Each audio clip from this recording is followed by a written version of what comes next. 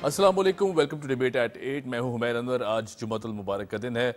उम्मीद करते हैं आज का दिन बहुत बाबरकत और बहुत खूबसूरत साबित हो आपके लिए। शो का आगाज़ करेंगे टॉप स्टोरीज़ के साथ, अखबारात क्या कहते हैं उस पर नज़र डालेंगे। साथ साथ दूसरा सेगमेंट हमारा बहुत अहमियत का हामिल है। हुज्जाज कराम हज के बाद की जो मनाजिर हैं, बड़े खूबसूरत मनाजिर हैं। हुज्जाज कराम आंसुओं और उदासी की सी कैफियत लिए अपने अपने वतन लौट रहे हैं, क्योंकि ज़ाहिर है जहाँ इतना टाइम हज को दिया और जब वो ज़ियारतें की और फिर वहाँ वक्त गुजारा, तो यकीनन एक बहुत खूबसूरत कैफियत होती है जिसे छोड़ के आना बड़ा मुश्किल होता है। पाकिस्तान में भी हज करके जो खुश नसीब लोग हैं वो वापस आ रहे हैं। हज के बाद की जो तौर अतवार हैं, ज़िंदगी गुजारने के ढंग तरीके क्या होने चाहिए, इस पर बात करेंगे आज। बहरहाल जी, शो का बाकायदा तौर पर आगाज़ करते हैं। हमारे अंदरूनी मामलात में किसी को भी मुदाखलत की इजाज़त नहीं है। अमरीकी मुतालबे के खिलाफ करारदाद लाने का फैसला कर लिया गया है। चीन बेहतरीन दोस्त है, बेहतरीन साथी है। चीन से जो म्यूचुअल कोऑपरेशन है वो जारी रहेगी। फ़लस्तीन, कश्मीर और इस्लामोफोबिया का मामला हर प्लेटफॉर्म पर उठाया गया है। पाकिस्तान की जानिब से ऐसा कहना था नायब वज़ीर आज़म इसहाक डार साहब का, चाहे वो फॉरेन फ्रंट्स हों, फॉरेन पॉलिसी हो या फिर नायब वज़ीर आज़म के का मनसब हो। इसहाक डार साहब ने हमने देखा कि बड़ा प्रोएक्टिवली इस पूरी सिचुएशन में जो स्टेटमेंट्स भी दी हैं और जिस तरह उन्होंने परफॉर्म किया, यकीनन काबिल सताइश है। बहरहाल जी, डिस्कस कर लेते हैं पाकिस्तान के जो अंदरूनी मामलात हैं उस पर जो मुदाखलत का सिलसिला है, इसे भी डिस्कस कर लेते हैं। मुबशर मीर साहब हमारे साथ मौजूद हैं, सीनियर जर्नलिस्ट। मुबशर साहब कैसे हैं? बहुत शुक्रिया, अल्लाह का शुक्र है। मुबशर साहब, अंदरूनी मामलात में किसी को मुदाखलत की इजाज़त नहीं। हमें वो वक्त भी याद है कि जब एक इंसिडेंट होता है, जलसे में साइफर लहराया जाता है, फिर उसके बाद कहा जाता है जी मुदाखलत हुई है, अवाम का फेक नैरेटिव बिल्ड किया जाता है। फिर उसके बाद आज फिर उन्हीं ताकतों को पुकारना कि हमारे साथ ज़्यादती हुई है, फिर उसके बाद इस तरह की स्टेटमेंट्स आना, ये कोई तजाद नहीं दिखाई देता आपको? अच्छा, सबसे पहले तो मैं ये है कि एक जो इंटरनेशनल सिनेरियो है इस वक्त, दुनिया कहाँ है जी, हमें उसको समझना चाहिए। ठीक है। ठीक है, हमें ये बात बुरी लगी है कि हमारे हवाले से जो है वो अमेरिका में उनकी कांग्रेस में ये करारदाद पास होना और उसके ऊपर पाकिस्तान के इलेक्शन पे सवालिया निशान उठना जी, और फिर इंसानी हकूक़ के हवाले से उठना। ठीक है। अच्छा, सबसे पहले तो हम देखें कि जो ग्लोबली वॉच सिस्टम है जिस पे हम भी बात करते हैं। अब देखें ना, हम इजराइल पे बात कर रहे हैं कि उसकी अटॉरिटी पे बात कर रहे हैं कि उसको क्या हक पहुंचता है कि वो फ़लस्तीन के ऊपर करे। इंडिया को क्या हक पहुंचता है कि कश्मीर में करे। इस तरह और भी हमारे जो दोस्त मुल्कों के, जैसे चीन का वन चाइना पॉलिसी, जी बिल्कुल, उस पे हम ताइवान पे तनकीद करते हैं। बिल्कुल सही। इसी तरह फिर हम टर्की की सपोर्ट करते हैं साइप्रस के इशू पर जी। फिर इसी तरह हमने आज़रबाईजान की सपोर्ट की। तो लिहाजा ये एक ग्लोबल वॉच सिस्टम भी है। अच्छा, ये हमें भी एक चीज़ को सोचना चाहिए कि हम अपनी बहुत सी दीगर चीज़ों के हवाले से जो है वो इंडोर्समेंट जो है वो वेस्ट से क्यों लेते हैं।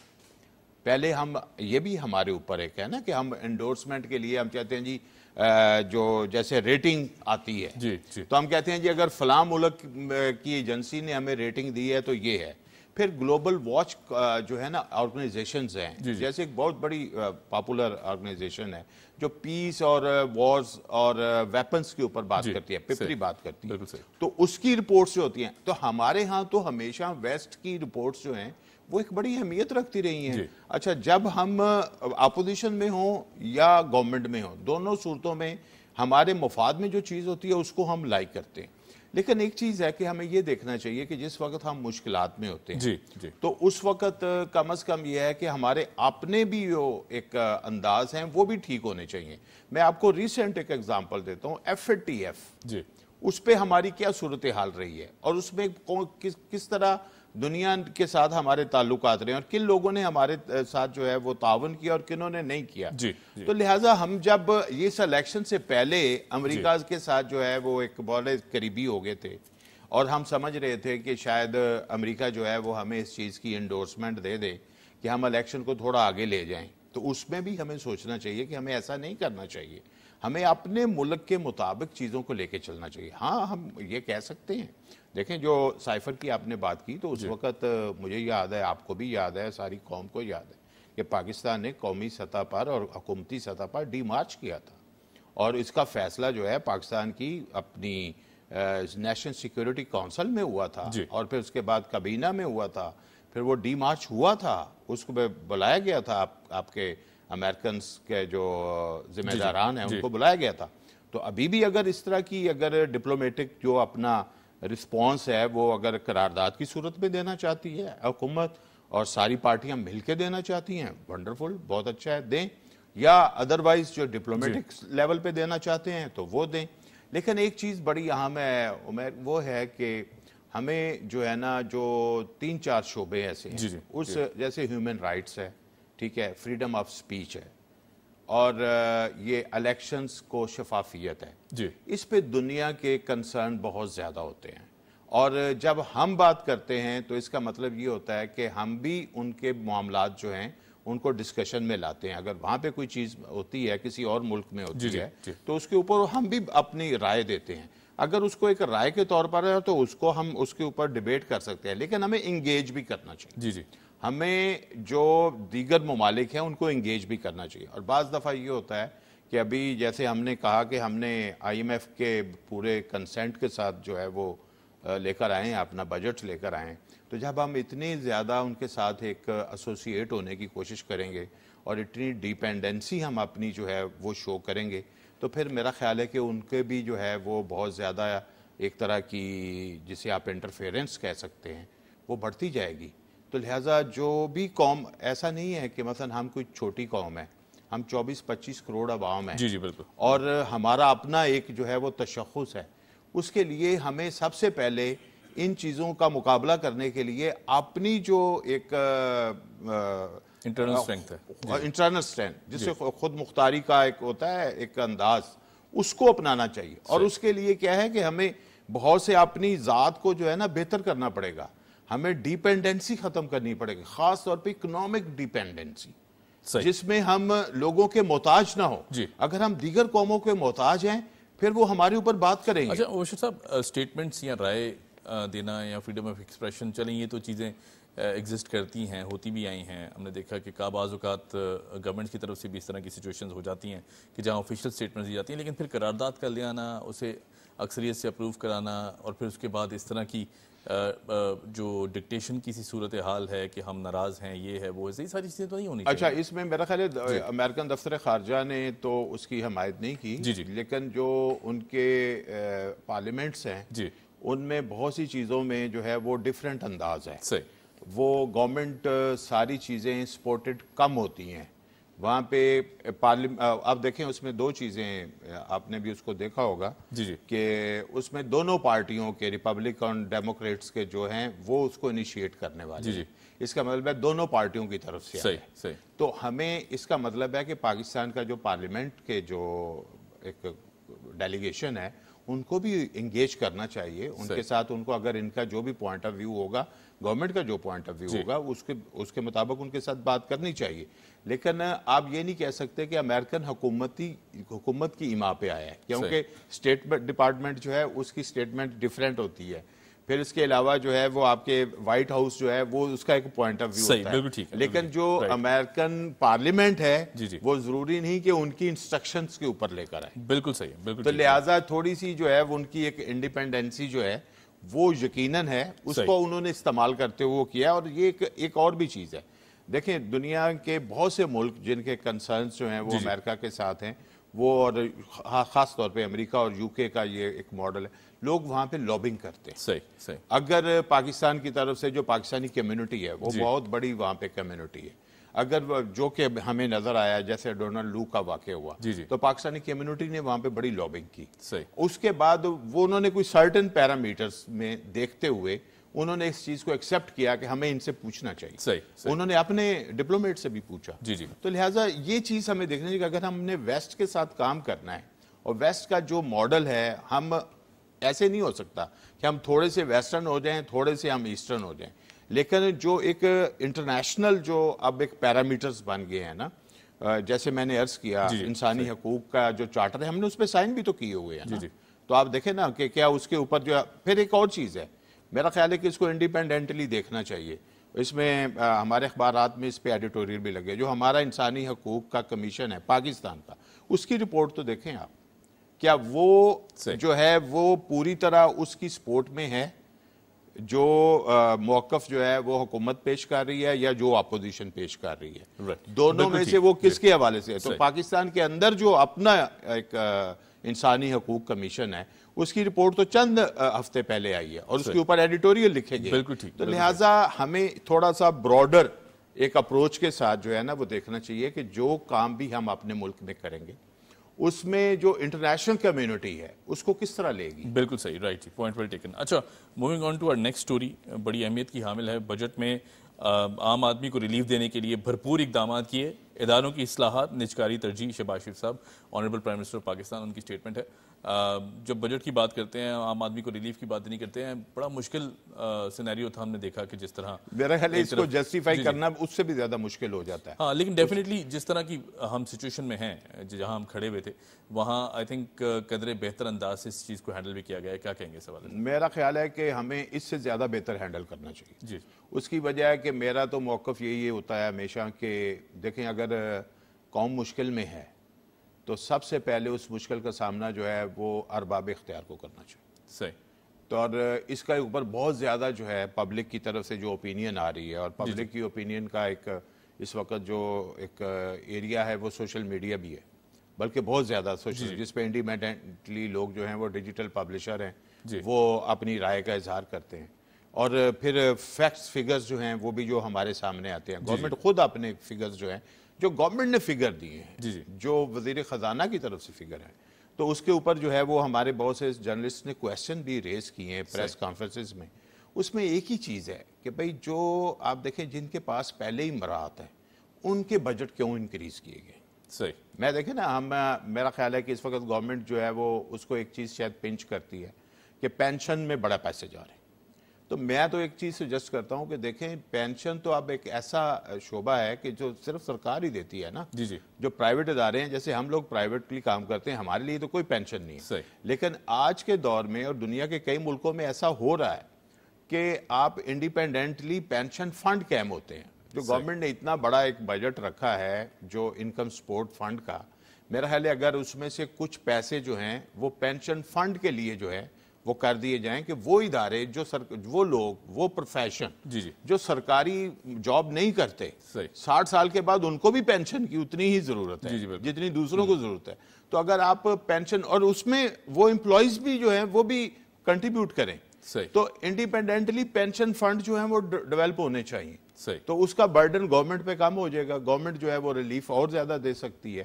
دیکھیں دنیا میں ریلیف گورنمنٹ کیا دیتی ہے کہ وہ ٹیکسز جو ہیں وہ فیئر ہو، نمبر ایک.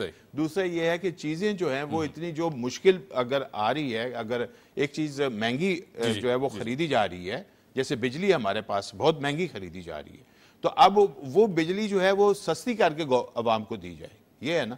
تو اس وقت پاکستان میں تو میرا خیال ہے سب سے بڑا جو کرائسس ہے وہ انرجی پرائسز ہے، کہ جو صرف گھریلو صارفین کو پریشان نہیں کر رہے بلکہ انڈسٹریل صارفین کو پریشان کر رہے ہیں، کمرشل صارفین کو پریشان کر رہے ہیں. کاسٹ آف ڈوئنگ بزنس جو ہے وہ مشکل ہو گیا، کاسٹ آف لیونگ مشکل ہوتی جا رہی ہے. تو دو چیزیں آپ کے ہر بجٹ، ہر اپنا پرسنل بجٹ میں آپ کو پنچ کر رہی ہوں گی، ایک بجلی کا بل، ایک پیٹرول کا بل. تو لہٰذا اس کو آسان کرنے کا ایک تو راستہ وہ بھی ہے کہ جو گورنمنٹ نے جن لوگوں کو بہت زیادہ مراعات پہلے سے دی ہوئی ہیں ان کی مراعات پہ کٹ ضرور اس پہ کٹ لگانے کی بات ہوئی ہے 20%. انہوں نے کہا جی کہ ہم نہیں 20% I think it's not enough, یہ زیادہ چاہیے. دیکھیں اس وقت آج اس چیز کو ضرور ذہن میں رکھنا چاہیے ہمیر کہ پاکستان کے عوام جو ہیں وہ فگرز جو گورنمنٹ خود دیتی ہے، جو وزارت خزانہ دیتی ہے، انہی فگر سے ہی لوگ جو ہیں وہ اپنا رائے جو ہے نا قائم کرتے ہیں. جب وہاں پہ یہ چیز لکھی ہوئی آتی ہے کہ میں یہ کام کرتا ہوں اور میرے برابر میں فلاں یہ کام کرتا ہے، اس کو یہ چیزیں سہولتیں ملی ہوئی ہیں اور مجھے یہ سہولتیں نہیں ملی ہوئی.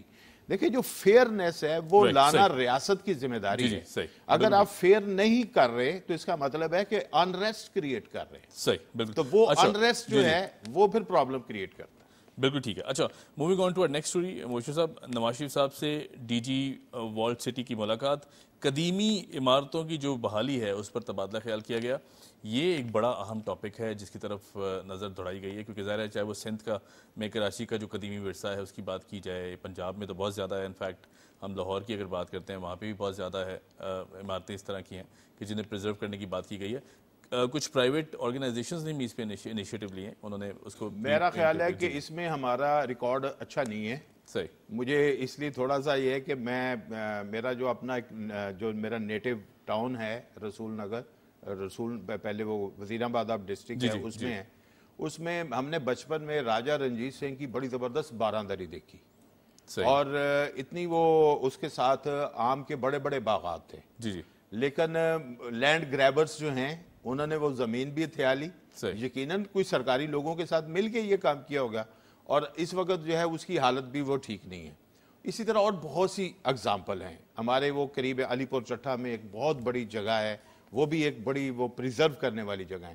دنیا میں تو آپ دیکھیں کہ ٹوٹی پھوٹی اینٹیں جو پرانی ہیں نا, لوگوں نے ان کو بھی پریزرو کیا ہوا ہے. پاکستان میں جو انٹرنیشنل ہیریٹیج قرار دی گئی ہیں اس کے علاوہ بھی جو ہمارا قومی ورثہ بنتی ہیں اور جو ہم جس سے ہماری ہسٹری اس خطے کی جڑی ہوئی ہے, اس کے لیے تو بڑا اسپیشل کام ہونا چاہیے. اگر نواز شریف صاحب اس پہ کام کرواتے ہیں, چلیں پنجاب میں کروائیں, سندھ کی گورنمنٹ سندھ میں کروائیں, بلوچستان میں آپ دیکھیں, بلوچستان میں تو ایسی ایسی چیزیں ہیں کہ حیران کن ہے. بالکل کہ وہ ہم سوچتے ہیں نہیں کہ تھے پہلے کہ اتنی زبردست چیزیں جو ہے وہاں پہ موجود ہیں. بلوچستان خوبصورت ترین خطہ ہے. اسی طرح KPK ہے, کشمیر ہے, گلگت تک جو ہے, پھر آپ کو پتا ہے کہ سوات میں جو ہے وہ بدھاز کی کتنی, یہ اتنا پاکستان اتنا اس معاملے میں رچ کنٹری ہے.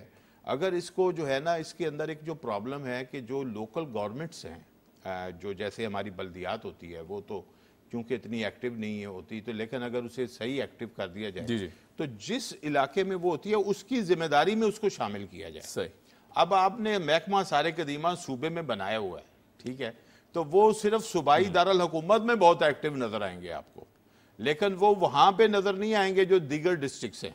اگر آپ اس میں صوبائی حکومت کے ساتھ ساتھ لوکل گورنمنٹ کو بھی اس میں شامل کریں, پھر لوکل جو عوام کی کمیٹی ہے اس کو بھی اس میں شامل کریں, کیونکہ وہ ایک سورس آف انکم بن سکتا ہے, ٹورزم اس سے جو ہے وہ ہو سکتا ہے. تو اس کا ماڈل میرا خیال ہے چینج کرنے کی ضرورت ہے. اگر میاں نواز شریف صاحب اس پہ کام کر رہے ہیں تو اگر اس کا ماڈل جو ہے وہ تھوڑا سا بہتر کر دیں, اس کو تبدیل کر دیں, اس کو ہینڈل کرنے کا انداز تبدیل کروا دیں, تو میرا خیال ہے کہ اچھی خاصی جو ہے وہ ٹورزم جو ہے اس کو پروموٹ کیا جائے. بالکل ٹھیک ہے جی, بالکل صحیح ہے.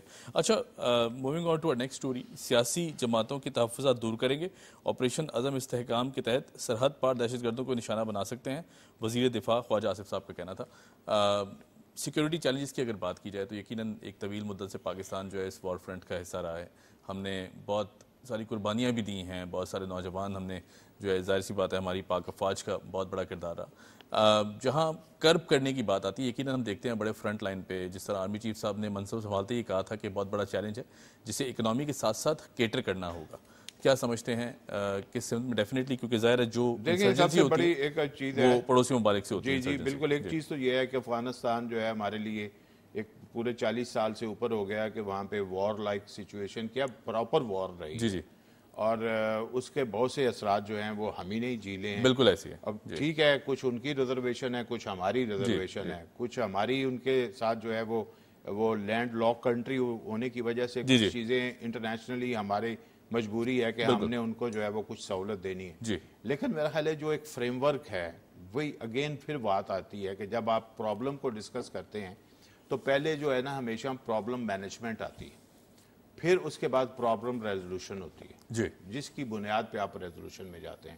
اب سب سے پہلی چیز یہ ہے کہ یار کہ ایک ملک تباہ ہوا ہے, اس کے ریفیوجیز ہمارے پاس آتے ہیں, تو ہم نے اس کو اگر پہلے غلطی کی ہے تو اب ہم اس کو سدھار لیں, اب ہم اس کو ٹھیک کر لیں کہ ان کے آنے کا طریقہ کیا ہے یا ان کے رہنے کا طریقہ کیا ہے, ٹھیک ہے. پھر یہاں سے جو ٹریڈ ہوتی ہے جو کہ پاکستانی اکانومی کو بھی ڈسٹرب کرتی ہے, تو اس میں جو پرابلمز ہیں ان کو درست کیا جائے, یعنی کہ اس کا کام کرنے کا انداز تبدیل کیا جائے. اس میں ایک سجیشن آئی تھی کہ کیا جو ٹرکوں کے ذریعے کی جاتی ہے, خاص طور پر ان کا سامان بھیجا جاتا ہے اور پھر اس پہ ہماری بزنس کمیونٹی کی شکایات آتی ہیں کہ وہ ٹرک جو ہیں پھر گھوم کے پاکستان آ جاتے ہیں اور وہ چیز امپورٹ ہو رہی ہوتی ہے جو کہ افغانستان میں یوز ہی نہیں ہوتی.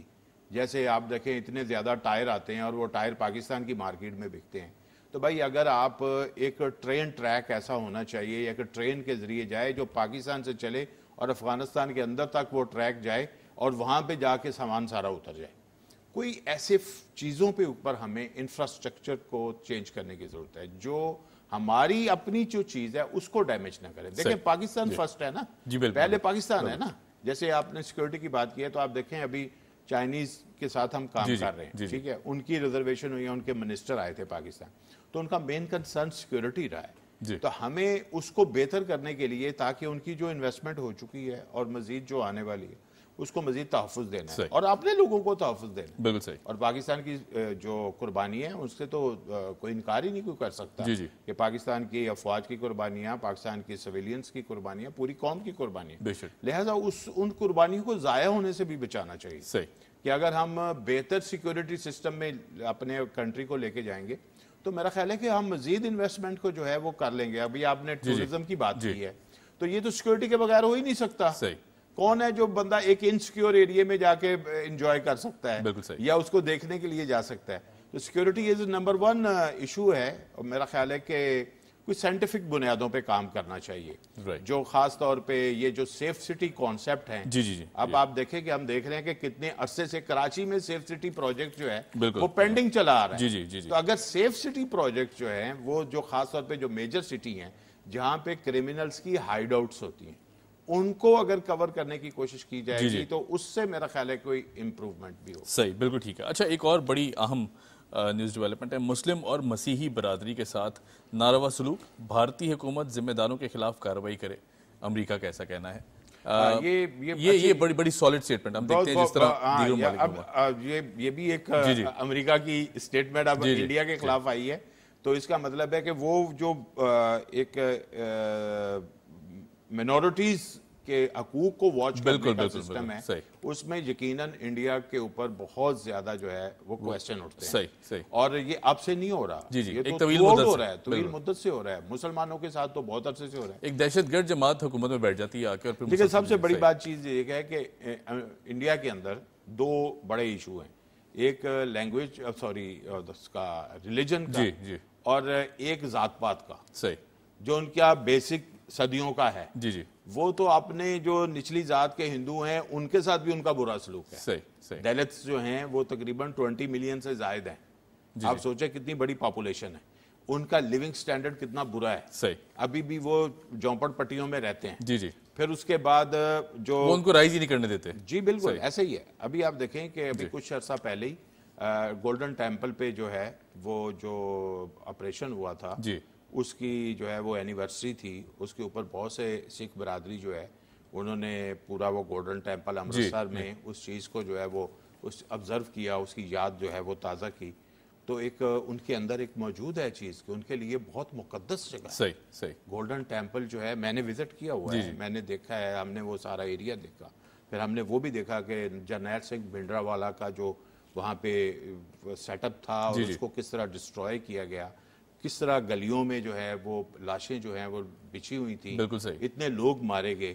تو وہ اندرا گاندھی کے دور میں ہوا, اور مسز اندرا گاندھی کو پھر ایک سکھ سردار نے ہی جو ان کے گارڈ تھے انہوں نے ہی ان کو جو ہے وہ قتل بھی کیا. تو کیا ہے کہ انڈیا کا ریکارڈ اس میں بہت برا ہے. اپنے منورٹیز کے ساتھ سلوک میں گورنمنٹ آف انڈیا, کانگریس کی حالانکہ وہ گورنمنٹ تھی, ان کا ریکارڈ جو ہے وہ ان کے الائی تھے. وہ بھنڈرا والا گاندھی جی کے اندرا گاندھی کے الائی تھے, اس کے باوجود انہوں نے پولیٹیکل موٹیو کے تحت ان کے خلاف جو ہے آپریشن کیا, اور آپریشن جو ہے وہ وہاں پہ ہوا, ان کے مقدس جگہ پہ ہوا جو ان کے لیے عبادت گاہ کیا ایک بہت سب سے بڑا ایک درجہ رکھتی ہے.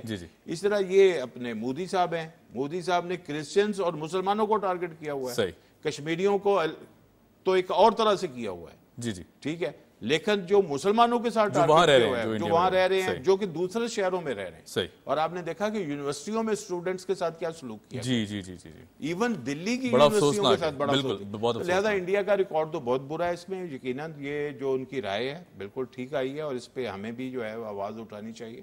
اور ہمیشہ جو قومیں جو ہیں جو اپنے ملک کے اندر منورٹیز کا خیال کرتی ہیں, انہیں دنیا میں اچھی نگاہ سے. اچھا مبشر صاحب, جب بات کرتے ہیں, چونکہ ظاہر ہے ہمیشہ کوئی بھی ایسا پلیٹ فارم ہو جہاں انڈیا پیس کی بات کرتا دکھائی دیتا ہے, ہم نے دیکھا کہ اکثر بعض اوقات آواز اٹھائی جاتی ہے, کس چہرے سے وہ یہ بات کرتا ہے؟ کیونکہ ایک طرف ایٹراسٹیز ہیں کشمیر کی جس پہ پوری دنیا آواز اٹھا رہی ہے, جس پہ یونائٹڈ نیشنز کی قراردادیں بہت ساری موجود ہیں. پھر اس کے بعد یہ جو سپریس کرنا, ہندو مسلم فسادات ہم نے دیکھا کہ بہت زیادہ طول دی گئی. گجرات کے انسیڈنٹ ہمارے سامنے ہیں جو کہ یہ بی جے پی اور RSS کی اور جو آئیڈیالوجی تھی. اس کے بعد ہم بات کریں اگر دیگر جو بڑے رہنما تھے ان کے قتل کی, جو کہ کینیڈا میں واقعہ ہوا, پھر اس کے بعد وہاں بھی ہوا, یہ تمام تر چیزیں تو بڑی نیگیٹو جاتی ہیں. آپ کو نہیں لگتا کہ دنیا کو بھی ریئلائز کرنا چاہیے کہ اب اٹس ہائی ٹائم کہ وی شوڈ ہائیلی پریشرائز؟ میرا خیال ہے اس کا ایک بڑا زبردست جواب ہے کہ عمیر آپ دیکھیں کہ اس پہ گفتگو جتنی ہوئی پچھلے مودی کے 2 ادوار میں, اور اس چیز کو ہائی لائٹ کیا گیا کہ ان کا جو ڈبل فیس ہے وہ دنیا کو دکھانے کی ہم نے بھی بڑی کوشش کی, اور انٹرنیشنل کمیونٹی کے بھی کچھ لوگوں نے خاص طور پہ یورپین کا جو انسانی حقوق کا کمیشن ہے ان کی رپورٹ بڑی واضح تھی. اس کا دیکھیں کہ اثرات کتنے زبردست ہیں کہ ایودھیا میں انہوں نے مندر بنا کے اور بڑا وہ اپنا ایک سٹار لگانے کی کوشش کی کہ یہ تو ہم نے اپنے ہندوؤں کو جو ہے وہ بڑا خوش کر دیا. لیکن جو سمجھدار ہندو ہے, جو پڑھا لکھا آدمی ہے, جو دانشور ہے, اس نے مودی کی پالیسیوں کو ایکسیپٹ نہیں کیا اور ایودھیا میں شکست ہو گئی. ابھی آپ دیکھیں جو انڈیا کے حالیہ الیکشن ہے اس میں بی جے پی کی 63 سیٹیں کم ہونا اس بات کی علامت ہے کہ بھارت کے اندر جو ایک بڑا سمجھدار طبقہ ہے انہوں نے اس پالیسی کو رد کر ریجیکٹ کیا ہے. دیکھیں ایون کہ مودی صاحب اکانومی کو لے کے چل رہے تھے, ان کی اکانومی کا ریکارڈ جو ہے بہت اچھا تھا. اب اگر دیکھیں نا عام لوگوں کی رائے ہوتی ہے جی پبلک کو کیا چاہیے, پبلک کو تو پیسہ چاہیے, پبلک کو تو روٹی چاہیے, پبلک کو تو گروتھ چاہیے. لیکن نہیں, اس چیز نے ثابت کیا کہ پبلک کو ایک شفاف قسم کا نظام بھی چاہیے, ویلیوز بھی چاہیے, ان کو ایتھکس بھی چاہیے. تو وہ لوگ جن کے بارے میں یہ کہا جاتا ہے, اور انہوں نے یہ پالیسی رکھی ہوتی ہے نا کہ ہم تو 80-85% ہندو جو ہیں ان کو پوری طرح ہمارے ساتھ ہوں گے, اور سنگل پارٹی سسٹم کے اوپر وہ جا رہے تھے, اس کو رد کر دیا پڑھے لکھے طبقے نے, سمجھدار طبقے نے, جو کہ گائے بگائے اس کی مخالفت کرتے آ رہے تھے. لیکن الیکشن میں انہوں نے اس کا جواب دیا اور 63 سیٹیں جو ہیں اسے چھین لی اور اس کو کمزور کر دیا. تو میرا خیال ہے کہ جو مہذب لوگ ہیں انہوں نے بڑا بھرپور قسم کا جو ہے اس کا ریئیکشن دیا ہے. اور انڈیا کا جو وہ تو میں بلکہ میں کہوں گا مودی کا جو ڈبل فیس تھا, مودی کا ڈبل فیس جو تھا اس کو انہوں نے کھول کے رکھا. ٹھیک ہے, انہوں نے کہا کہ نہیں, ہمیں اس طرح کا بندہ جو ہے وہ ان ایکسیپٹیبل ہے. اب دیکھیں کانگریس بہت پیچھے تھی, کتنی وہ آگے آ گئی. ٹھیک ہے, ماضی کا ریکارڈ انہوں نے اس سے کچھ سیکھا ہوگا. اب نئی قیادت ہے ان کی, راہل گاندھی ایک نئی قیادت ہے, یقیناً وہ ایک بہت ہی پروگریسو قسم کی ان کی پرسنالٹی دکھائی دیتی ہے. یہ وہ جیسے ہی وہ کبھی ان کو موقع ملے گا تو اس کا اظہار ہوگا کہ وہ کیا پرفارم کرتے ہیں. لیکن ایٹ لیسٹ یہ ہوا ہے کہ اس الیکشن میں مودی کا جو تھا وہ ایکسپوز بھی ہوا ہے اور وہ ویک بھی ہوا ہے. بالکل ٹھیک ہے. مبشر صاحب thank you so much for joining اس. بہت شکریہ آپ نے وقت نکالا. مبشر میر صاحب ہمارے ساتھ موجود تھے. یہاں لیتے ہیں جی چھوٹی سی بریک کے بعد آئیں گے تو بات کریں گے حج سے واپسی کے جو مناظر ہیں اس پر. Keep watching the video.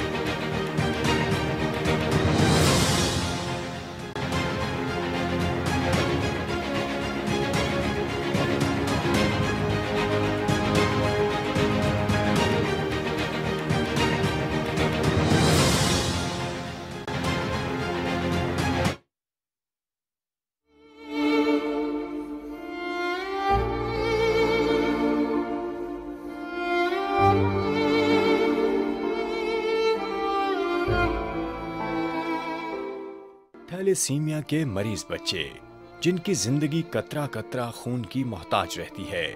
آپ کے خون کا عطیہ ان کی زندگی کی سانسیں بحال رکھ سکتا ہے. تڑپتی, سسکتی اور بیماری سے لڑتی ان معصوم جانوں کے لیے آگے بڑھیں اور اپنے قریبی سینٹر پر خون کے عطیات دیں. یہی ان کی زندگی کی واحد امید ہے. اسے ٹوٹنے مت دیں. آپ کے خون کا عطیہ صدقہ جاریہ ہے. خون دیں زندگی کے لیے.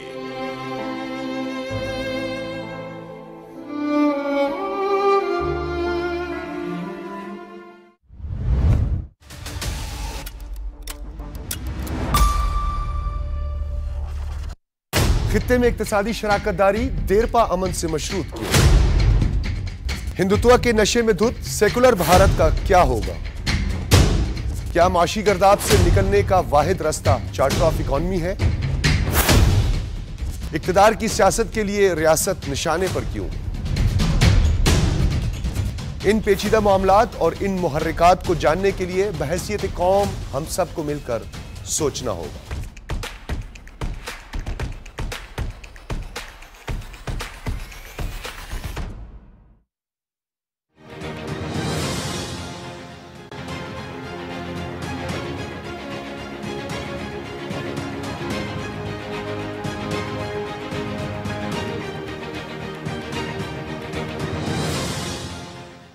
Welcome back after the break. ہم نے اناؤنس کیا تھا کہ ہم بات کریں گے حجاج کرام۔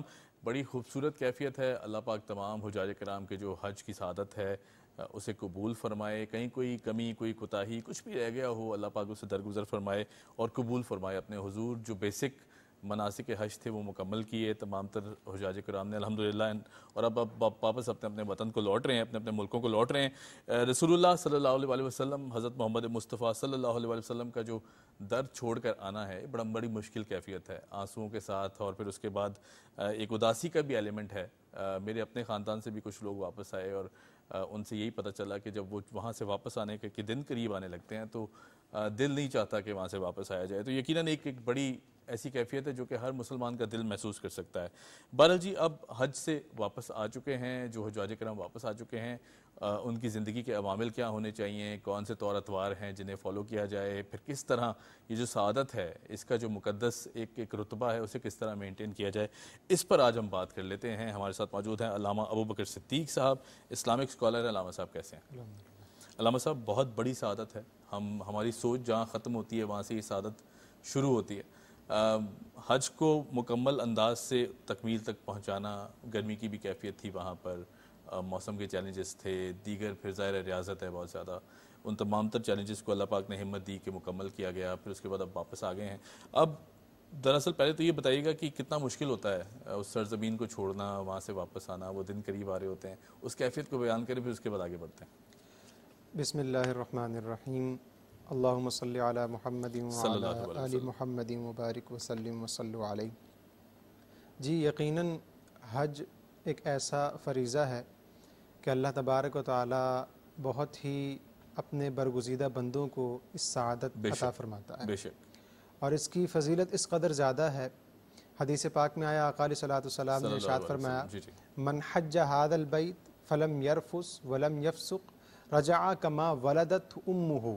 مشہور حدیث پاک ہے، حضور نے فرمایا کہ جو شخص حج کر کے لوٹا، سبحان اللہ، اب وہ گناہ کا کام نہ کرے، وہ برے افعال نہ کرے، تو فرمایا کہ وہ اس طرح ہے جس طرح اس کی ماں نے اسے ابھی جنا، ایک نومولود بچے کی طرح۔ اور پھر دیکھیں نا کہ کائنات میں سب سے عظیم جگہ وہ اللہ تبارک و تعالیٰ کا گھر ہے، بے شک، وہ مقام جس مقام میں جانے کی ہر بندہ، ہر امتی حضور کی تمنا کرتا ہے، سبحان اللہ، کہ زندگی میں کم از کم ایک مرتبہ تو ایسا ہو کہ مجھے اس در کی حاضری نصیب ہو جائے۔ اب جب وہ بندہ اس در کی حاضری کر لیتا ہے، وہ سارے مقامات دیکھ لیتا ہے، وہ مقام جہاں آقا علیہ الصلوۃ والسلام حضور نے رہائش فرمائی، حضور وہاں پر گزرے، حضور نے وہاں زندگی گزاری، صحابہ نے زندگی گزاری، اب جب اس جگہ سے بندہ رخصت ہونے لگتا ہے تو یقیناً یہ ہر مسلمان کے لیے افسردگی کا مقام ہوتا ہے، اور رونے جیسی کیفیت ہوتی ہے، اور اداسی والی کیفیت ہوتی ہے۔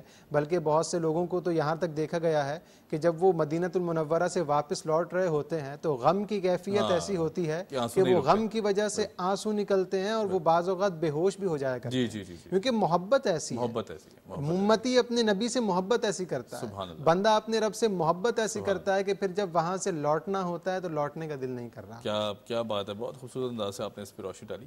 اچھا، اب ظاہر ہے حج ایک بہت بڑا فریضہ ہے، ظاہر سی بات ہے آپ نے ادا کر لیا، اللہ پاک قبول بھی فرما چکے ہیں، اس کے بعد کی جو اب زندگی ہے وہ گزارنے کے بیسک جو ایلیمنٹس ہیں وہ کیا ہونے چاہیے، اس پر بھی روشنی ڈالیے گا۔ جی ہاں، بالکل، بڑے اہم موضوع کی طرف آپ نے جو ہے وہ توجہ دلوائی۔ دیکھیے، جہاں حج کے مناسک کا اختتام ہوتا ہے، حج کے فرائض کا اختتام ہوتا ہے، وہیں پر ہم دیکھتے ہیں کہ نئے سال کا بھی ہمارا آغاز بالکل ایسے ہے، بالکل ایسے۔ ذی الحجۃ الحرام آخری مہینہ ہے، اور محرم الحرام جو حرمت والا مہینہ پہلا مہینہ ہے۔ بے شک۔ اب اسلام دیکھیے ایسا خوبصورت دین ہے کہ جس دین عظیم کے سال کی ابتدا بھی قربانی سے ہو رہی ہے اور انتہا بھی قربانی پر ہو رہی ہے۔ اللہ اکبر۔ پہلا مہینہ محرم الحرام کا مہینہ ہے، جس میں سب سے پہلے حضرت عمر رضی اللہ تعالی عنہ کی شہادت کا عظیم واقعہ ہے۔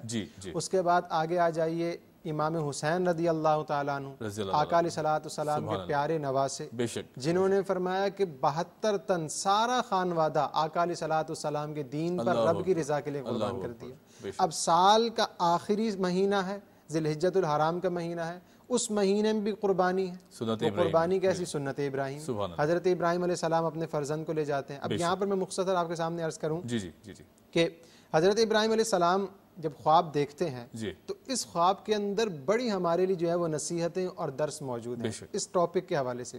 آپ کہتے ہیں کہ انی ارا فی المنام انی اذبحک، کہ بیٹے میں نے رات میں خواب دیکھا کہ میں تجھے ذبح کر رہا ہوں. فانظر ماذا ترى، اے بیٹے تیرا مشورہ کیا ہے؟ اب بیٹے سے بھی پوچھ رہا ہے نا کہ نیکی کے اندر بیٹا بھی شریک ہو جائے، تمہاری رضامندی بھی ہے کہ نہیں؟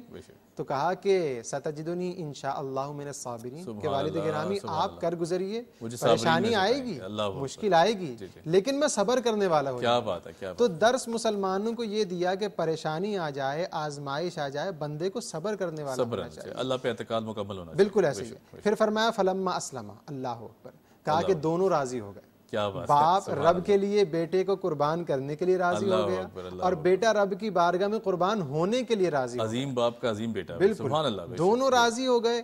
اب جب حضرت ابراہیم علیہ السلام نے اسماعیل علیہ السلام کو لٹایا، اب یہاں پر اہل عشق و محبت بڑی خوبصورت بات کرتے ہیں. کہا کہ جب حضرت ابراہیم علیہ السلام چھری چلا رہے ہیں تو چھری نہیں چل رہی، چھری شارپ ہے، تیز ہے، لیکن چل نہیں رہی.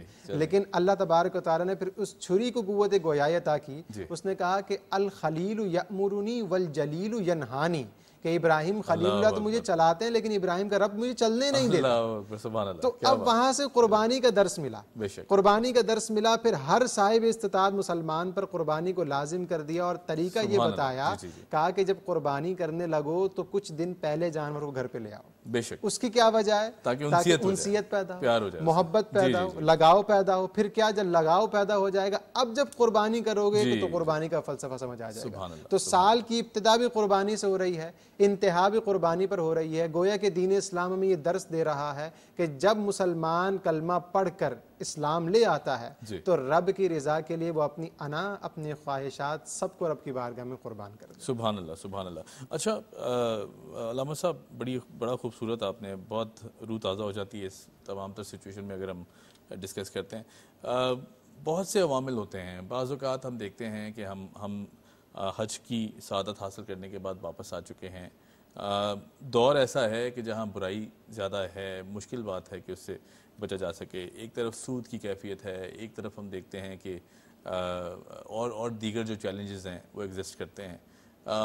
مشکل ہو جاتا ہے زندگی کو گزارنا. اب ایسے میں کس طرح اس چیز کو اگنور کیا جائے، اس سے دور رہا جائے؟ کیونکہ ظاہر ایک سرکل ہے جس میں ہم نے چلنا ہے اور چلنا بھی ضروری ہے، زندگی گزارنی ضروری ہے. لیکن کس طرح اس کو اوائڈ کیا جائے کہ اس چیز کو بھی اپنا لیا جائے، کہ تقویٰ بھی اختیار کر لیا جائے، پھر اس کے بعد ان چیزوں سے دور بھی رہا جائے؟ جی ہاں بالکل. دیکھیں، میں بعض اوقات یہ بات کہتا رہتا ہوں کہ جب ہم اپنے ہر کام میں اللہ تبارک و تعالیٰ کی رضا کو شامل کر لیں، اللہ اکبر، سبحان اللہ، تو کئی مشکلات ایسی ہوتی ہیں وہ خود بخود حل ہو جاتی ہیں. صحیح. جی. اب جناب میرے سامنے دو چیزیں ہیں، یا تو میں غلط کام کر کے سامنے والے بندے کو راضی کر لوں، یا تو میں صحیح کام کر کے اللہ تبارک و تعالیٰ کو راضی کر لوں. سبحان اللہ. جو رب کو راضی کرنے والا فیکٹر ہے نا، اس میں یہ ہوگا کچھ وقت کے لیے پریشانی تو آئے گی، مشکل تو آئے گی، لیکن آگے جا کے بندے کے لیے زندگی آسان ہو جائے گی. صحیح. اور اگر دوسری طرف میں بندے کو راضی کرنے والا کام کروں تو دیکھیے انسان نے کبھی انسان سے راضی نہیں ہونا. ہم اگر اس کی جب تک سامنے والے بندے کے مزاج کے مطابق، اس کی مقام کے مطابق کام کرتے رہتے ہیں، وہ ہم سے راضی ہوتا ہے. جب اس کے مزاج کے مخالف کام کرنا شروع کیا وہ ساری رضا ختم ہو جاتی ہے. تو عقل مند بندہ وہی ہے ہر کام وہ کرے جو رب کی رضا کا سبب بن جائے. اگر کوئی بندہ اللہ تبارک و تعالیٰ اس کو حکم دیا ہے کہ جناب تم نے ان تمام تر افعال سے دور رہنا ہے، افعال رذیلہ سے دور رہنا ہے، تو وہ بندہ ان تمام تر افعال رذیلہ سے دور رہ کر رب کی خوشنودی حاصل کرے تو اللہ تبارک و تعالیٰ اس کے لیے دین پر چلنا اور آسان فرما دے. سبحان اللہ. بے شک. اچھا ایک اور بڑی اہم بات ہے، اکثر اور بیشتر رویوں میں غیبت کا جو عنصر ہے یہ بہت زیادہ پایا جاتا ہے. بعض اوقات ہم دانستہ طور پہ، کبھی غیر دانستہ طور پہ بھی یہ بات کر دیتے ہیں کہ ہم اس چیز کو ریئلائز نہیں کرتے کہ کسی کی تصدیق کر دی یا پھر کسی کی ایسی بات کہہ دی کہ جس پہ پردہ ڈالنے کے احکامات ہیں کہ برائی کو نہ پروموٹ کیا جائے زیادہ. ایسی صورتحال میں پہلے تو اگر ریئلائز ہی نہیں ہو رہا کہ میں نے یہ بات غلط کر دی ہے، پھر اس کو مانا بھی نہیں جا رہا، اس میں کیا احکامات ہیں؟ اور اگر دل محسوس کر لے اس چیز کیفیت کو کہ میں نے غلط کر لیا ہے، ایسی صورتحال میں کیا کرنا چاہیے؟ حدیث پاک میں آتا ہے آقا علیہ السلام نے ارشاد فرمایا فَلَا أُنَبِّئُكُم بِشَيْءٍ فَإِذَا فَعَلْتُمُوهُ فَأَحْبَبْتُم۔ حضور علیہ السلام نے ارشاد فرمایا کہ اے میرے صحابیوں، کیا میں تمہیں ایسی چیز کی طرف توجہ نہ دلواؤں کہ جب تم اسے کر لو تو تمہارے درمیان محبت پیدا ہو جائے؟ کیا بات، یا رسول اللہ یقیناً بیان فرمائی۔ حضور علیہ السلام نے ارشاد فرمایا افشوا السلام بینکم، اپنے درمیان سلام کو عام کرو۔ اب یہاں پر شارحین نے بیان فرمایا یہاں پر سلام سے جہاں سلام کرنا مراد ہے وہاں پر مسلمان بھائی کے لیے سلامتی مراد بھی ہے۔ سبحان اللہ، یعنی تم اپنے مسلمان بھائی کے لیے سلامتی والے ہو جاؤ، بے شک اپنی مسلمان بھائی کے خیر خواہی کرنے والے ہو جاؤ۔ جب تم اس مسلمان بھائی کے خیر خواہی کرنے والے ہو جاؤ گے تو آپس میں محبت والا رشتہ پیدا ہو جائے گا۔ دیکھیں نا، آپ نے جیسے بیان فرمایا غیبت والا معاملہ ہے، دیگر معاملات ہیں۔ ہوتا کیا ہے ہمارے معاشرے میں، اگر ہم روڈ پر بھی دیکھیں تو کوئی ایکسیڈنٹ ہو گیا، کوئی مسئلہ ہو گیا تو 20% لوگ ایسے ہوتے ہیں جو صرف مدد کرنے کے لیے آتے ہیں، باقی اکثر لوگ صرف وہ کھڑے ہو کر تماشا دیکھ رہے ہوتے ہیں۔ تو ہونا یہ چاہیے اگر میرا مسلمان بھائی کسی پریشانی میں ہے، کسی مشکل میں ہے تو میں اس کی بڑھ چڑھ کر مدد کروں، نہ کہ کیمرہ نکال کے موبائل نکال کے ویڈیوز وہ بنا رہے ہیں، بالکل وہ تماشا الگ کریٹ ہو رہا ہے۔ آقا علیہ السلام نے ارشاد فرمایا جب تک کوئی بندہ اپنے مسلمان بھائی کی مدد کرتا رہتا ہے تو اللہ تبارک و تعالیٰ اس بندے کی مدد فرماتا رہتا ہے۔ اور اس سال سے اللہ اکبر بڑی خوبصورت بات ہمیں ملتی ہے، چونکہ یہ سال اس کا جو پہلا دن ہے وہ ہجرت اس میں ہوئی، اسی لیے اس کو ہجری سال بھی کہا جاتا ہے۔ اب جب مسلمان ہجرت کر کے مہاجرین سب کچھ چھوڑ کے مکہ المکرمہ سے روانہ ہو کر مدینہ پہنچتے ہیں تو وہاں پر انصار صحابہ سب کچھ لے کر مسلمان بھائیوں کے لیے انتظار کر رہے ہیں کہ مسلمان آئیں تو ہم اپنے مال میں اس کو شریک کر لیں۔ فرمایا کہ ایک صحابی کے پاس 2 باغ ہیں تو ایک باغ اٹھا کر مہاجر صحابی کو دے دیا، ایک صحابی کے پاس 2 وقت کا کھانا ہے تو ایک وقت کا کھانا اٹھا کر اس کو دے دیا۔ تو ایسی عظیم محبت کی ایک مثال قائم کی جو ہمیں دنیا میں دیکھنے کو نہیں ملتی۔ آج بھی اگر انصار اور مہاجرین والا جذبہ ہمارے اندر پیدا ہو جائے، محبت والا جذبہ پیدا ہو جائے تو میں یہ سمجھتا ہوں کہ ہم یہ غیبت ان تمام تر افعال سے اپنے آپ کو دور کر لیں۔ بالکل ٹھیک ہے۔ اچھا، دل میں یہ کیفیت آنا، جس طرح ہم نے بات کیا، ایک تو غیبت کی ہم نے بات کی، دل میں کسی کے لیے برائی آ جانا کسی بھی حوالے سے، چاہے اس نے کچھ برا کیا ہو یا پھر کوئی ایسی بات ہو، برائی آ جاتی ہے۔ اکثر ہم اس طرح کا خیال بھی آ جاتا ہے کہ میں اس کو نقصان پہنچاؤں گا، میں بدلہ لوں گا اس سے۔ اس میں کیا احکامات ہیں؟ ایک تو بدلے کی کیفیت کو بھی بیان کیجیے گا، اس پہ بھی جو سیرت طیبہ کی روشنی میں احکامات کیا ہیں ہمارے لیے، اور پھر اس کے بعد اگر دل میں ایسے خیال آ جاتے ہیں تو اس سے توبہ کس طرح کی جائے، یہ اس پہ روشنی ڈالیے گا۔ جی ہاں، بدلہ لینے کے حوالے سے تو ویسے تو ہر پہلو میں ہمیں آقا علیہ السلام کی سیرت مشعل راہ کی حیثیت رکھتی ہے۔ جیسا کہ آپ نے کہا کہ بعض اوقات ایسا ہوتا ہے کوئی نقصان پہنچا دیتا ہے، تکلیف دیتا ہے، تو دل میں کیفیت پیدا ہوتی ہے اب جب مجھے طاقت ملی میں اس سے بدلہ ضرور لوں گا، میں اس سے ضرور لوں گا اور مجھے تسکین نہیں تب آئے گی۔ بالکل ایسے ہی ہے۔ لیکن ہم اگر آقا علیہ السلام کی سیرت کو دیکھیں، مکہ المکرمہ میں حضور موجود ہیں، صحابہ کرام بھی موجود ہیں، مشرکین مکہ نے تکلیف پہنچائی، آقا علیہ السلام کو دیگر مقام پر تکلیفات دیں، صحابہ کو تکلیفات دیں، اہل بیت کو تکلیفات پہنچائیں، لیکن جب حجۃ الوداع کا مقام آتا ہے، کیا بات ہے، حضور اونٹنی پر سوار ہیں اور فرمایا کہ آقا علیہ السلام کا سر اس قدر جھک جاتا ہے کہ اونٹنی کے اوپر کے مقام سے وہ لگنا شروع ہو جاتا ہے۔ اس وقت طاقت بھی ہے، پاور بھی ہے، سب کچھ ہے، چاہے تو ہر ایک کو پکڑ کے اس سے بدلہ لیا جا سکتا ہے، لیکن آقا علیہ السلام نے ارشاد فرمایا لا تثریب علیکم اليوم، آج میں نے سب کو معاف کر دیا۔ تو ہم اگر بعض اوقات ایسا ہوتا ہے کہ کوئی نقصان پہنچا دیتا ہے، تکلیف پہنچا دیتا ہے تو آپ اس کو معاف کر دیں، رب کی رضا کے لیے اس کو معاف کر دیں۔ تو فرمایا جو بندہ رب کی رضا کے لیے کسی کو معاف کر دیتا ہے پھر اللہ تبارک و تعالیٰ اسے دنیا کے اندر بھی اس کا بدلہ عطا فرماتا ہے اور آخرت کے اندر بھی اس کا بدلہ عطا فرماتا ہے۔ سبحان اللہ، بہت بہت خوبصورت بات۔ اچھا، چونکہ ہم سیرت طیبہ کی روشنی میں اگر بات کریں تو یہ جس طرح آپ نے فرمایا کہ مشعل راہ ہے، کوئی بھی مشکل ہو، کوئی بھی پریشانی ہو، ہم بعض اوقات اکثر ایک جو راستہ اختیار کرنا چاہتے ہیں اس میں کنفیوژن رہتی ہے کہ میں نے اگر یہ عمل کیا تو پتہ نہیں کیا ہو جائے گا، میں نے اگر اس سمت کو نکلوں تو پتہ نہیں کیا ہو جائے گا۔ یہ جو ایک کیفیت دل میں جنم لیتی ہے، اس پر عبور کس طرح حاصل کیا جائے؟ پھر اس کے بعد جو صراط مستقیم کا راستہ جو کہ اللہ پاک نے بیان فرمایا ہے ہمارے لیے، وہ بعض اوقات ہمیں تلاش کرنے میں مل نہیں رہا ہوتا، ہم بہت سارے بھٹک جاتے ہیں، دیگر مختلف راستوں پہ چلے جاتے ہیں۔ کس طرح اس سمت کو تلاش کیا جائے اور یہ کیسے معلوم ہوگا کہ اللہ پاک کی رضا بھی شامل حال ہے؟ جی ہاں بالکل، قرآن مجید فرقان حمید میں اللہ تبارک و تعالی نے ارشاد فرمایا وَمَا خَلَقْتُ الْجِنَّ وَالْإِنسَ إِلَّا لِيَعْبُدُونَ، سبحان کہ اللہ، انسان کی جنات کی جو تخلیق کی گئی ہے جی وہ اللہ تبارک و تعالی کے لیے عبادت کے لیے اس کو بنایا گیا۔ بے شک بے شک انسان کا مقصد ہی رب کی عبادت کرنا ہے۔ بے شک۔ اب یہاں پر مولانا رومی رحمۃ اللہ تعالی علیہ آپ سبحان بڑی اللہ، کیا خوبصورت بات فرماتے ہیں، آپ فرماتے ہیں زندگی آمد برائے بندگی، زندگی بے بندگی شرمندگی۔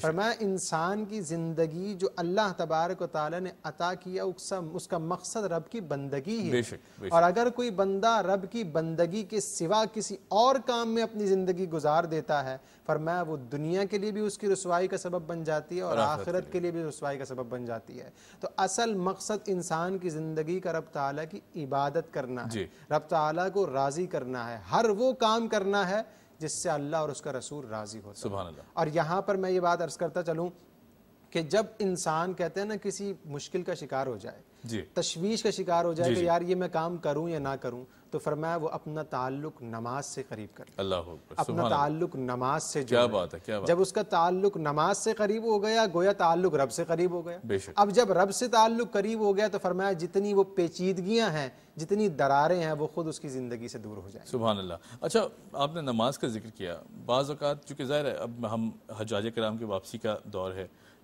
ڈسکس کریں ساری کیفیت، بعض اوقات نماز میں ایسے ایسے خیالات آ جانا کہ کبھی میں اپنے کاروبار کا سوچ رہا ہوں، کبھی میں نے کسی اور چیز کا سوچ لیا، کبھی کوئی ایسا خیال آ گیا کہ جو نہیں آنا چاہیے تھا نماز کے دوران۔ ایسے تمام تر خیالات ایک تو آتے کیوں ہیں، پھر اس کے بعد اگر بات کی جائے کہ کس طرح ان سے دور، اللہ پاک کی جو ایک رحمت ہے اسے کس طرح مستفید ہوا جائے، ان سے دور کس طرح رہا جائے دوران نماز کی حالت میں، یہ اس میں روشن ڈالے گا۔ جی ہاں بالکل، قرآن مجید فرقان حمید نے بھی بے شمار مقامات پر بیان فرمایا اور حدیث پاک میں بھی آیا کہ جب انسان نماز کے لیے کھڑا ہو تو اس کی کیفیت کیا ہونی چاہیے۔ فرمایا جب نماز کے لیے کھڑا ہو تو اس کی کیفیت یہ ہونی چاہیے کأنک تراہ، کہ گویا کہ وہ اپنے رب تعالیٰ کو دیکھ رہا ہے، ایسی اس کی کیفیت پیدا ہونی چاہیے۔ فَإِن لَمْ تَكُنْ تَرَاهُ فَإِنَّهُ يَرَاكَ، کہ اگر وہ ایسی کیفیت نہ پیدا کر سکے کہ میں رب کو دیکھ رہا ہوں تو کم از کم اتنی کیفیت ضرور پیدا ہونی چاہیے کہ میرا رب مجھے دیکھ رہا ہے۔ اب جب نماز کے اندر یہ کیفیت پیدا ہو جائے گی، ذہن اس طرف ہوگا کہ میرا رب مجھے دیکھ رہا ہے، تو فرمایا ان چیزوں سے انسان دور ہو جائے گا۔ باقی دوسری بات جہاں تک وسوسوں کی ہے کہ نماز کے اندر معاملات ہوتے ہیں، تو یہ وسوسہ شیطان کی طرف سے ہوتا ہے، اور فرمایا یہ وسوسہ ایمان والے کو ہی آتا ہے، جس کا ایمان مضبوط ہوتا ہے، جو ایمان والا ہوتا ہے، اسی کو شیطان وسوسہ دیکھنا، جس کے دل میں کچھ ہے ہی نہیں، دلی خالی ہے، دماغی خالی ہے، شیطان وسوسہ ڈال کر کیا کرے گا؟ وسوسہ اسی کو آتا ہے جس کے دل میں ایمان ہوتا ہے۔ تو یہ مومن کی علامت ہے، شیطان اس کے دل میں وسوسہ ڈالا کرتا ہے۔ تو جہاں بھی وسوسہ آئے، نماز کے علاوہ بھی اگر وسوسہ آئے تو لا حول ولا قوت الا باللہ العلی العظیم پڑھ کر آقا علیہ الصلوۃ والسلام کی بارگاہ میں، رب کی بارگاہ میں دعا کر لی جائے، اللہ تبارک و تعالیٰ ان چیزوں سے بندے کو دور کرے۔ سبحان اللہ، بے شک، بالکل ٹھیک ہے۔ اچھا علامہ صاحب، چونکہ حقوق العباد کا جو معاملہ ہے اس پہ بھی میں روشنی ڈالنا چاہوں گا۔ حقوق اللہ ہم نے پورے کیے، ہم نے فرائض ادا کیے، قربانی بھی کی، ہم نے حج بھی ادا کیا، پھر اس کے بعد ہم واپس آ چکے ہیں۔ اب اس کیفیت میں حقوق العباد کا میں کہیں نہ کہیں کمی رہ جاتی ہے، بعض اوقات ہم نے دیکھا ہے، کیونکہ دل کا معاملہ ہے، پھر نفس کا معاملہ ہے، دیگر خواہشات بھی ہیں، اس میں اپنے آپ کو بہتری میں رکھنا، اور پھر اگر ایسے میں کسی کی تضحیق ہو جائے، کسی سے زیادہ برائی ہو جائے۔ حقوق العباد کا جو معاملہ ہے اس پہ بھی روشنی ڈالیے گا، کتنا کرٹیکل ہے، کتنا امپورٹنٹ ہے کہ اگر ایک بہتر انسان، بہتر مسلمان بننا ہے تو کیا اس کے لیے احکامات ہیں؟ جی ہاں، قرآن مجید فرقان حمید میں اور دین اسلام نے ہمیں دونوں حقوق بیان فرمائے، حقوق اللہ بھی بیان فرمائے اور حقوق العباد بھی بیان فرمائے، اور یہاں تک بیان فرمایا کہ قیامت کے دن جب تک کوئی بندہ اپنا حق اس کو معاف نہیں کرے گا تو اللہ تبارک و تعالیٰ بھی اس کا حق معاف نہیں کرے گا۔ تو حقوق العباد کا تعلق یہاں تک جو ہے وہ سنگین معاملہ ہے۔ اور جہاں تک حجاج کرام کا معاملہ ہے، دیکھیے یہاں پر بیان یہ فرمایا جاتا ہے کہ جب حاجی حج کر کے واپس تشریف لاتے ہیں تو اب کیسے معلوم ہو کہ میرا حج رب کی بارگاہ میں قبول ہوا بھی ہے کہ نہیں ہے؟ تو فرمایا اس کی ایک چیز بندہ ایک فیکٹ کو دیکھ لے، وہ یہ ہے کہ جب حاجی حج کر کے واپس آ رہا ہے، اب اگر اس کی زندگی میں تبدیلی پیدا ہو گئی ہے, اللہ اکبر, پہلے سختی والا معاملہ کرتا تھا, اب نرمی آ گئی ہے, بالکل صحیح, بالکل صحیح. پہلے اپنے جو ہے ماتحت افراد کے ساتھ جو ہے وہ سختی والے معاملات تھے, اب درگزر والا معاملہ ہے. پہلے جو ہے لوگوں کے ساتھ برے معاملات تھے, اب اچھے معاملات کرنا شروع کر دیے. تو فرمایا جب انسان کی زندگی حج کے بعد آنے کے بعد تبدیل ہو جائے تو سمجھ لو کہ اللہ تبارک و تعالیٰ نے اس کے حج کو قبول کر لیا. سبحان اللہ. اور پھر جہاں پر اللہ تبارک و تعالیٰ یہ عظیم سعادت نصیب فرماتا ہے تو ہمیں پھر یہ چاہیے کہ اس سعادت کے بعد اپنی زندگی کو ایک الگ زندگی بنا لیں. وہ زندگی جو رب کو راضی کرنے کے لیے ہو, وہ زندگی جس میں مخلوق کی, اللہ تبارک و تعالیٰ کے بندوں کی دل آزاری نہ ہو.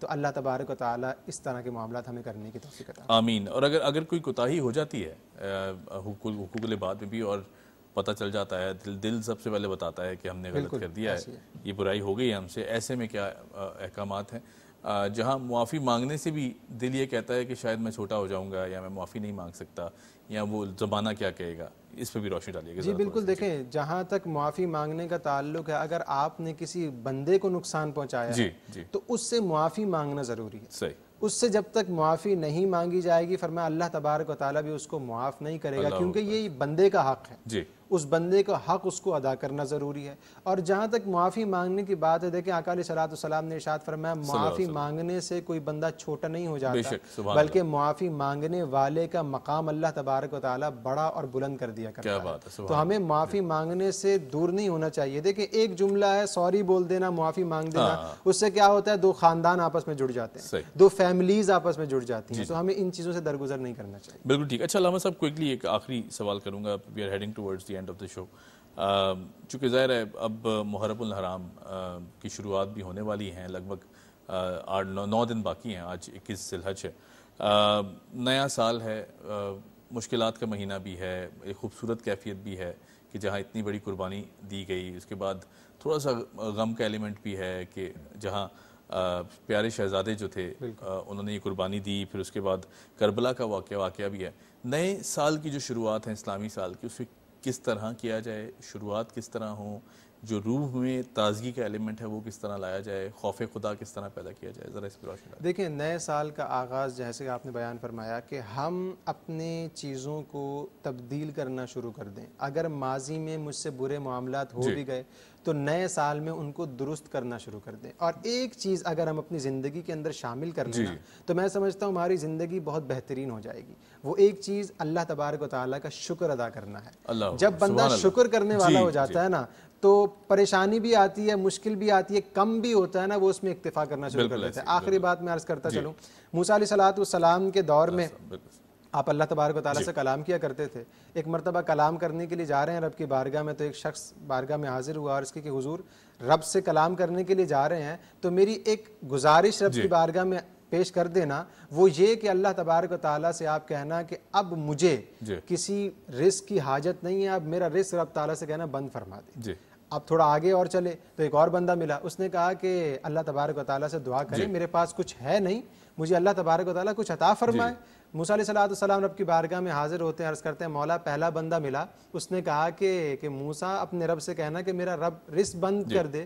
تو اللہ تبارک و تعالیٰ نے ارشاد فرمایا کہ اے موسیٰ اس بندے سے کہو میرا شکر کرنا بند کر دے. اللہ اکبر. اور دوسرے بندے نے کہا کہ مولا کہ رزق دے دے, تو اللہ تبارک و تعالیٰ نے ارشاد فرمایا اس سے کہو کہ میرا شکر ادا کرنا شروع کر دے. تو جب ہماری زندگی میں شکر والا فیکٹر پیدا ہو جائے گا تو زندگی ہماری اور بہتر. اور بہت شکریہ علامہ صاحب, thank you so much for joining us.